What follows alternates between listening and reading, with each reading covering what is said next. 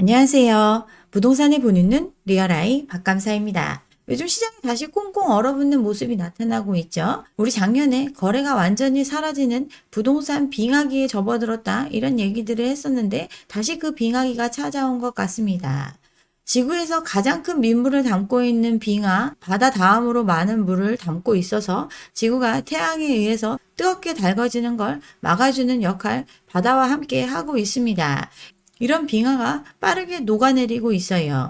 견고하게 얼어붙은 눈덩이이기 때문에 시장이 꽁꽁 얼었을 때 이런 표현을 썼는데 이 빙하 지금 빠른 속도로 사라지고 있습니다.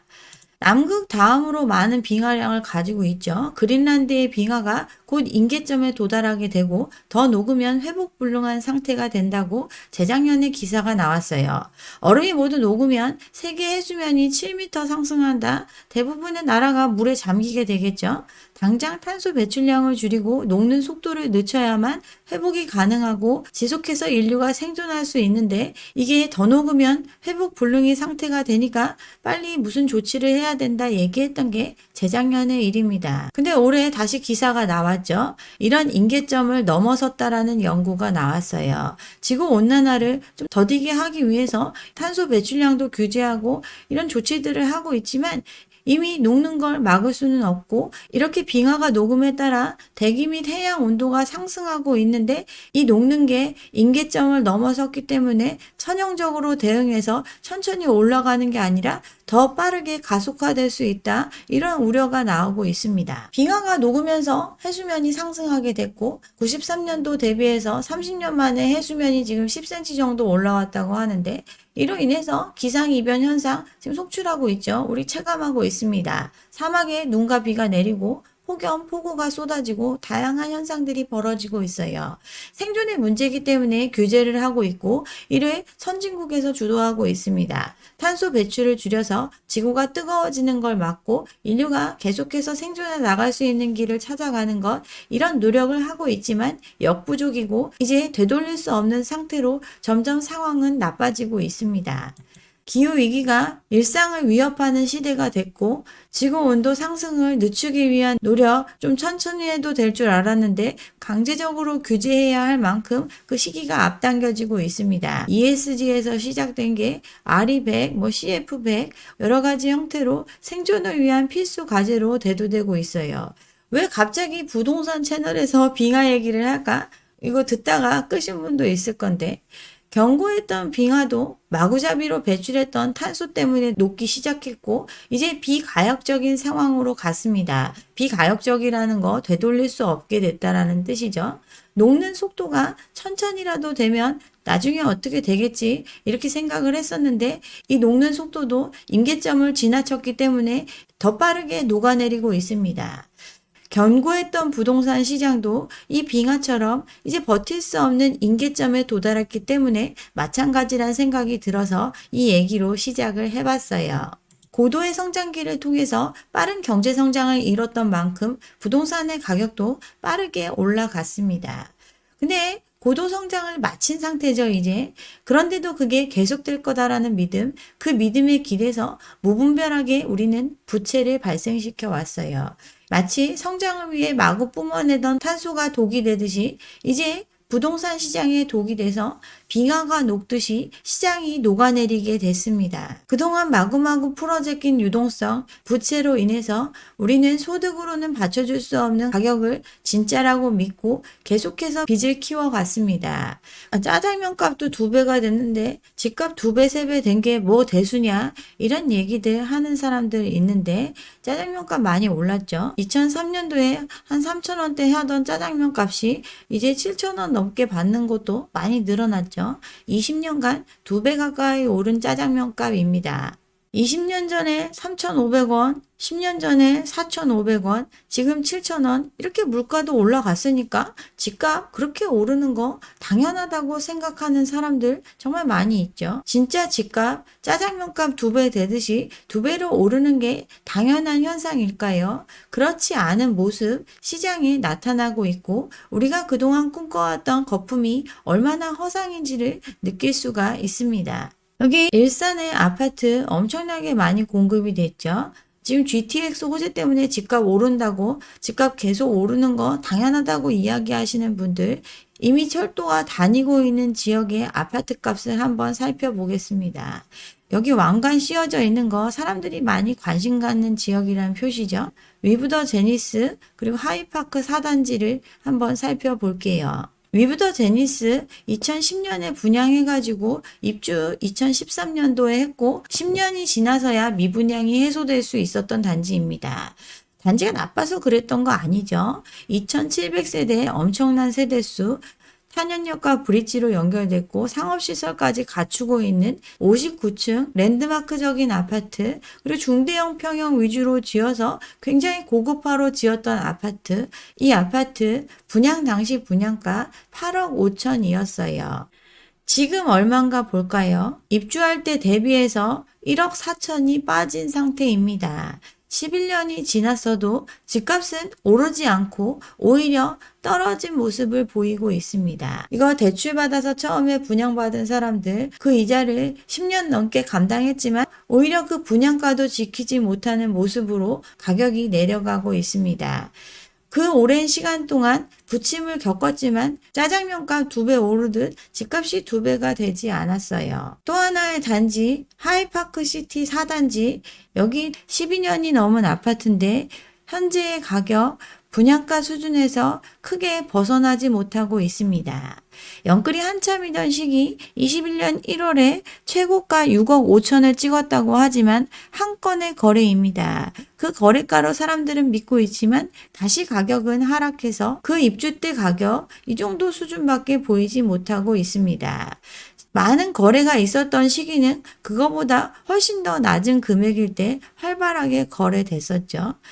10년 전에 4억 4천을 주고 매입한 사람, 절반 정도 대출을 활용해서 그 이자만 모았어도 5년이면 3,500만 원 충분히 모으고도 남죠. 그렇지만 매입하고 이미 10수년이 지난 상태지만 가격은 변함이 없습니다.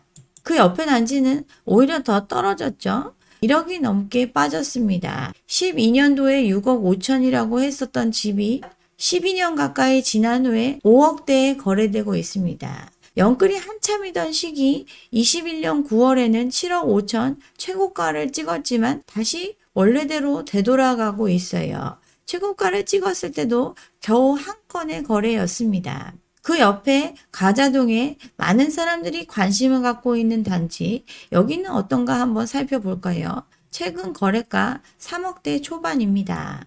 금융위기 직전에 3억 7천대의 집값이었는데 23년 11월 현재 3억 초반의 모습을 보이고 있어요. 여기 전체 기간 중에 거래된 내용을 보면 평균적으로는 2억 7천대에 매입을 했습니다. 그렇지만 부동산 시장이 거품이 극에 달했을 때 4억 6천까지 올라갔었던 전력이 있습니다. 15년 10개월 동안 오히려 마이너스 14% 원금을 까먹는 수준으로 가격은 그 자리에 있습니다. 더 북쪽으로 올라가면 운정 신도시가 들어서 있죠. GTX 호재라는 파주 운정 수많은 아파트가 분양이 됐습니다. 국민평형 기준에서 초창기에 한 4억대에 분양을 했고 점차 분양가를 올려서 6억 5천까지 분양을 했습니다. 집값 오늘이 제일 쌀 때고 계속해서 상승할 거라는 믿음에 이렇게 올라간 분양가에도 분양을 받았는데 과연 그런지 예전에 분양한 아파트들은 어떤 가격 변동을 보이고 있는지 한번 살펴봤습니다. 20년차 아파트죠. 2007년도에 3억 초반이었는데 지금 현재 여전히 3억대를 보이고 있습니다. 오히려 가격이 빠진 모습이죠. 16년 10개월이 지났고 그 당시에도 더 오를 거다라는 기대감을 가지고 대출받아서 집을 샀을 건데 16년 10개월이 지난 현재 오히려 원금을 까먹는 수준으로 가격은 내려왔어요. 물론 이 오랜 시간 동안 수많은 거래를 한 가격들 보면 평균 2억 3천이 안 되죠. 지금 말하는 시세보다 낮은 금액에 대부분의 사람들이 들어와서 매입해서 살고 있는 사람들조차도 빚을 통해서 이 집을 마련을 했습니다. 그렇기 때문에 지금 빚이 쌓여 있겠죠. 여기는 어떤가 볼까요? 15년이 넘었는데 여기 2008년도에 3억 하던 집값 여전히 3억대를 보이고 있습니다. 물론 대부분의 사람들은 더 낮은 금액에 매입을 해서 살고 있습니다. 이런 파주 운정, 여기에 수많은 아파트가 분양이 됐고 부동산이 폭등했던 시기, 또 영끌이 횡행했던 시기에 사람들은 기대가 컸어요. 여기 두 단지 붙여서 분양을 했었죠. 국민평형 기준에서 4억 5천에서 5억대에 분양을 했습니다. 이제 입주를 한 지 1년이 지났고 지금 거래가 되고 있는 가격, 여전히 분양가에 이자 정도 더한 수준, 그나마 판 사람 거의 없습니다. 이거 분양받기 위해서 여전히 대출을 활용하고 있고 그 대출의 무게가 커지고 있는 상황인데 앞으로의 미래 과연 밝다고 볼 수 있을까요?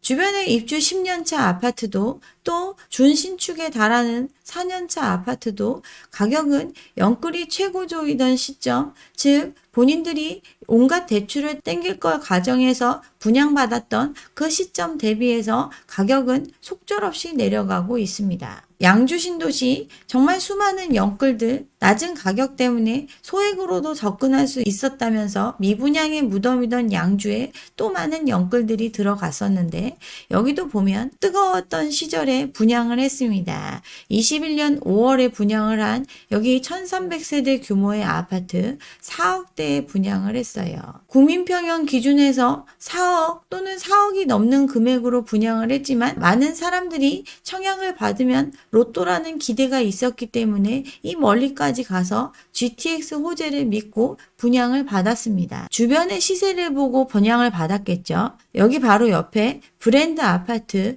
여기의 가격을 한번 살펴보겠습니다. 15년 전과 비교해서 2천만 원 올랐습니다. 금융위기 직전에 2억 5천 하던 집값 현재 2억 7천, 2천만 원 올랐네요. 그치만 모두가 부동산에 관심 있다고 떠들면서 시장의 과열이 극도에 달했던 그 시기에 집값은 엄청나게 올라갔습니다. 18년이나 된 아파트도 3억 5천이 넘는 가격, 최고가 거의 4억 가까이 찍었죠. 이런데 신축 아파트 4억에 판다? 그러면 이거 분양받아도 되겠다. 이런 생각들을 가졌고 수많은 사람들이 영끌해서 대출을 최대한 땡겨서 이 집을 분양받았어요. 이렇게 거래된 거래 내역 보면 3억 5천 이상 팔린 거 11건입니다. 그 이전에 수많은 사람들이 3억도 안 되는 가격에 매입을 했고 이걸 사는데도 대출받아서 샀던 이 사람들이 있는 이런 지역에 2배 가까운 가격이 시세라고 믿게 했고 그 가격에 아파트를 팔았어요. 오션뷰, 송도 로또 분양 기억들 하고 계시죠? 기입주한 단지들 11억이 넘는다고 하면서 9억에 분양하니까 여전히 안전마진 시세 차익을 볼 수 있다. 로또라고 했던 그곳, 그 지역의 아파트 값을 한번 살펴보겠습니다. 송도 자이더스타, 이것도 21년 11월에 분양을 했었죠. 옵션까지 생각하면 거의 10억 가까운 분양가였지만 평균 경쟁률 13대 1을 보였습니다. 이 단지를 분양하면서 비교했던 단지 더샵 송도 마리나베이입니다. 사람들 관심이 많죠. 왕관 씌워져 있네요. 여기 분양을 하던 그 시기에 가격이 거래는 없지만 높은 가격의 거래가가 찍히면서 사람들 이걸 시세라고 믿었어요. 최고가 11억을 찍었죠. 근데 현재의 가격 7억입니다. 평균 7억이라고 했는데 거래된 가격들 보면 7억 밑에 가격도 수두룩하죠. 바로 옆에 이편한 세상 송도, 여기도 최고가 10억이 넘는다고 했었는데 최근에 거래가 6억, 5억 4천 이런 금액에 간신히 팔 수 있었어요. 그 거래 그래프를 보면 최고점을 찍었던 그 시기 이후 거래가 사라지면서 가격은 하락을 했고 잠깐 정책의 영향으로 반등하는 모습을 보이다가 다시 꼬꾸라지는 모습이 나타나고 있습니다. 결론적으로 얘기하면 가격이 거의 다 제자리로 돌아가고 있어요. 금융위기 이후에 파동은 있었지만 금융위기 직전과 별반 달라지지 않은 금액대를 보이고 있습니다. 짜장면 가격은 2008년도에 한 3,500원 했었는데 지금 2배가 올랐죠. 물가나 경제 성장률 대비해서 실질적으로는 상당 부분 하락했다고 볼 수 있습니다. 그치만 이 잠깐의 호황을 통해서 아파트를 훨씬 비싼 값에 팔 수 있었고, 양주 이런 데 같은 경우는 3억도 안 되던 아파트를 4억에 팔았으니 소기했던 1300세대 규모 그 아파트 분양 1억씩만 더 받아도 1300억의 이익을 챙겨갈 수 있는 시장이었어요. 파주, 운정, GTX 호재를 운운하던 이 외곽의 지역들 분양가는 모두 상승을 했고, 그 결과 이렇게 높은 분양가를 감당하기 위해 수많은 빚을 졌습니다. 상반기에 풀어준 정책 자금으로 집값이 다시 반등해서 빠른 시간 안에 고점을 회복할 거라는 기대감이 많았지만 결국 현실에 맞닥뜨리게 됐습니다. 금융위기 직전에 우리 가계부채 700조였었는데 2023년 현재 약 2000조 가까이로 부채만 급등을 했습니다. 또 기존에 없던 전세자금 대출, 전세난 노래 이런 걸로 인해 전세 보증금으로 들어가 있는 돈도 약 1,000조 가까이 됩니다. 이렇게 부채로 집값을 띄웠지만 결국 제자리로 돌아가고 있어요. 현재 경제 성장률 2%를 달성하기 어려운 시기죠. 주택의 보급률은 100%가 넘어가고 있습니다. 부동산의 상승기에는 이 집을 누군가 더 비싸게 사줄 거다라는 기대감을 가지고 가수요가 들어오고 투기 수요가 들어오면서 마치 집이 부족한 양, 마치 집을 살 수 없을 거다라는 이런 분위기가 조성이 됐었지만 부동산의 하락기에는 실수요자마저도 섣불리 집을 사는 선택을 하지 않습니다. 더욱 시장이 얼어붙을 수밖에 없고 거래의 급감은 가격의 하락을 이끕니다. 중장기적으로 봤을 때 인구는 계속해서 줄어들고 있죠. 출산율 0.7 정말 심각한 수치입니다. 이러니 그동안 꿈꿔왔던 상승에 대한 기대가 사라지고 사람들이 불안에 휩싸이고 다시 2차 하락의 징조가 보이고 있어요. 그치만 이제 되돌릴 수 없는 상황에 가버린 빙하처럼 우리 부동산 시장도 견딜 수 없는 부채를 통해서 일궈놨기 때문에 이 하락을 막을 수가 없습니다. 또 그 속도 또한 우리가 경험해보지 못한 속도로 진행될 수 있어요. 제가 외곽 지역만 보여드렸다고 또 뭐라 하실 분들이 있어서 위례 같은 경우도 집값 빠지고 있죠. 21년도 영끌이 최고조에 달하고 거래가 줄어들었지만 사람들의 기대가 꺾이지 않았던 그 시점 17억, 18억 간다던 집이었어요. 근데 거래가 사라지면서 가격이 큰 폭으로 조정이 되다가 정책의 영향으로 다시 살짝 반등을 했지만 이런 정책의 효과가 떨어지니 다시 급격하게 집값은 빠지고 있습니다. 지금 사람들 아직도 기대감 13억 5천에 팔 수 있을 거다라고 매물을 내놓고 있지만 가장 최근 거래 11억에 이루어졌어요. 위례의 또 다른 단지 여기도 마찬가지죠. 최고점을 찍었던 집값이 거래가 사라지면서 가격은 급락을 했고 정책의 영향으로 다시 반등을 했지만 다시 급격하게 꺾이는 모습이 나타나고 있어요. 강동 재건축을 통해서 저층의 주공 아파트들이 최신식 단지로 거듭난 지역입니다. 여기 부동산 가격 상승기에 급등을 하는 모습을 보였었는데 20억까지 찍었다고 했었죠. 그치만 속절없는 하락을 보였고 다시 반등하는 모습이 나타나는 것 같았지만 2차 하락을 면하지 못하고 있습니다. 잠실 똘똘한 한 채라고 일컬어지는 지역도 이 추세를 면하기 어렵습니다. 최고가 25억을 찍었다고 했지만 거래가 사라지면서 가격은 급락을 했고 정책의 영향으로 반등을 했지만 전고점을 회복하지 못한 채 다시 하락하는 모습이 나타나고 있어요. 이러니 집을 가지고 있는 사람들 불안감을 느끼고 있습니다. 16억 아파트가 10억에 팔렸다. 실화냐? 이렇게 술렁일 수밖에 없겠죠. 이걸 특수거래로 치부하고 싶지만 대출 금리가 7%가 넘어서고 매물은 쌓여가고 있으니 불안한 마음이 들 수밖에 없어요. 판교 입지 여건과 일자리를 갖추고 있고 서울의 웬만한 지역보다 인기가 많은 곳인데 여기 10억에 팔린 거래가 찍히니 사람들 불안에 떨고 있습니다. 10월의 거래량 연초 수준으로 급감을 하면서 시장이 급속도로 냉각되고 있어요.